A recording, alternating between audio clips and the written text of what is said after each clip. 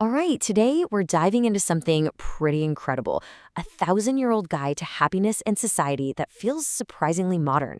Let's get right into it. So, let's start with a big question. Can a book, a really old book from the 11th century, actually hold the key to a people's future? You might be surprised by the answer. Our story kicks off with a text that, for the Uyghur people, is way more than just a historical artifact. It's a living, breathing blueprint for their society that has lasted for a millennium. The book's name is the Kutadgu Bilig, and honestly, the title kind of says it all, The Wisdom That Gives Happiness. This isn't just a rule book or a history lesson. It's a deep, philosophical dive into how to build a society that is both just and happy. To really get a sense of how important this is, you can think of it like Prince Shotoku's constitution in Japan. The Kutadgu Bilig carries that same kind of cultural weight.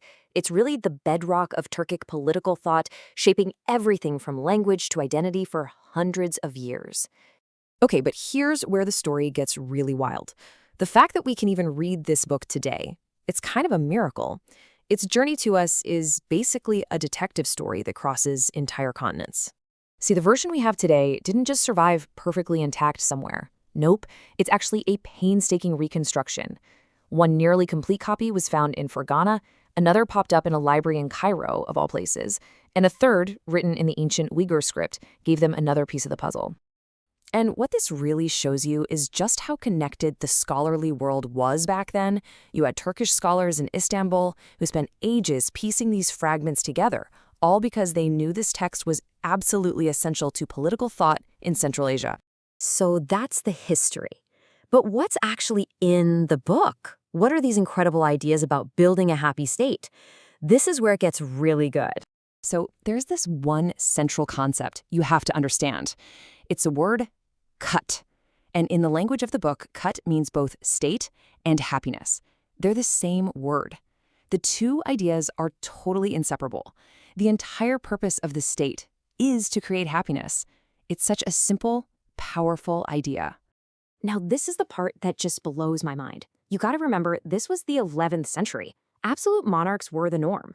But this book, it argued for the rule of law, above any king. And get this, it argued for a universal humanity, which means it completely rejected slavery. Even the great philosopher Aristotle thought slavery was natural. This book was truly ahead of its time. So these principles are really the foundation of its philosophy. The state's job is to make people happy. The law is king, not the ruler. And a society can only truly succeed if it gets past destructive feelings like revenge. Pretty profound, right? Okay, so this is all fascinating history, but it's not just a story about the past. For modern Uyghurs, this wisdom is a very real, very living part of their identity today. We're talking about an unbroken thread of more than 1,000 years. This philosophy has been a guiding light, a spiritual touchstone for that entire time. Our source material says that for many, these ideas feel like they're in their DNA. The book is a huge source of pride, and it acts as the spiritual pillar for modern hopes for democracy and self-determination. And this is a really crucial point. The book itself stands as powerful proof of a continuous, sophisticated tradition. It directly pushes back on any narrative that tries to say modern Uyghurs are somehow cut off from their own rich history.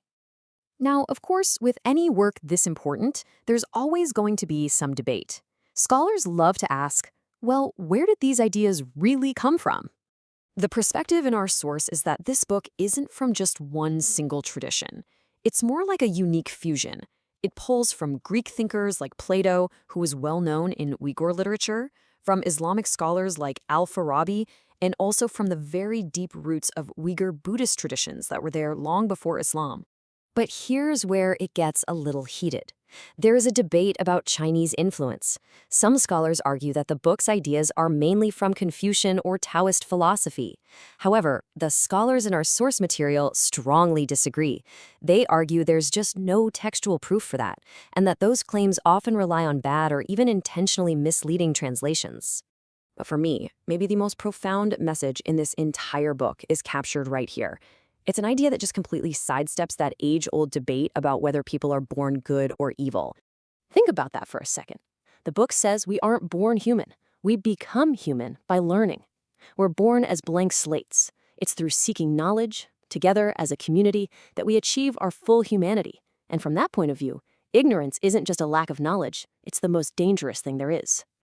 The Kutadgu Bilig is such a powerful reminder of how a single story, a single text, can shape a people's idea of justice and happiness for over 1,000 years. And it really makes you wonder, doesn't it? What are the foundational stories shaping the world that we live in right now?